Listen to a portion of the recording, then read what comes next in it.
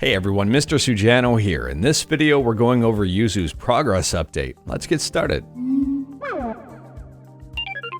Alright, to kick things off, a little while back we saw a major improvement from Yuzu, the ability to increase the resolution scale.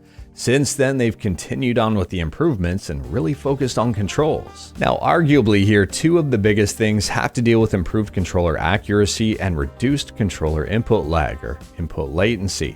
What they've managed to do is make your controls more accurate to the actual Nintendo Switch and also reduce the time it takes for you to press a button and it register on the screen. So basically what they've done here at a pretty high level is change the input type from polling based to event based.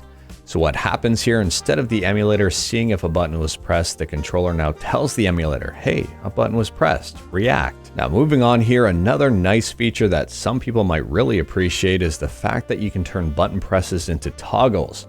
So you press the button once, it activates and holds, and then you press it again to let it go. Now this next part might not apply to a lot of people, but full UDP Cemuhook support is now available. Previously, Cemuhook was just used for UDP motion.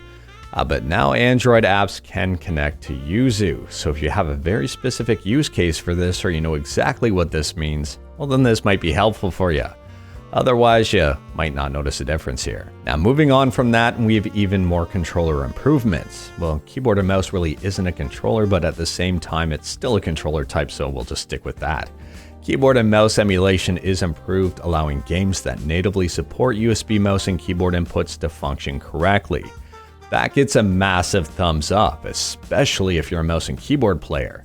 On top of that here, we have a bunch of bug fixes. Dual Joy-Cons will now correctly reconnect instead of reverting to any input after a Yuzu reboot. Analog triggers are properly mapped, which includes GameCube controllers. Pressing a button will automatically reconnect the first player. And rumble on the right side is fixed. Next up here, this still requires a bit of work, but they've introduced controller navigation over UI elements, and this is a huge change if you plan on picking up a Steam Deck and you want to use Yuzu. Right now with Yuzu, you need a mouse and keyboard to navigate the menu to set things up. And once they finalize controller navigation over the UI elements, you'll be able to completely navigate the main menu and everything basically with a controller. And this will be huge because the Steam Deck doesn't have a mouse and keyboard. They've also added a new video format, VP8, which will help out with certain games if you're experiencing a black screen. Now, if you're using OpenGL, they've also made some improvements that fix some broken graphics. And for those of you using Vulkan, it also looks like they've made some improvements as well. Now, there are some more changes that I haven't gone over, so I'll leave a link to this page in the description below, and I highly recommend checking it out. At the end of the day here, Yuzu continues to improve and continues to impress. They've made a ton of progress so far, and it looks like they'll be making even more in the near future.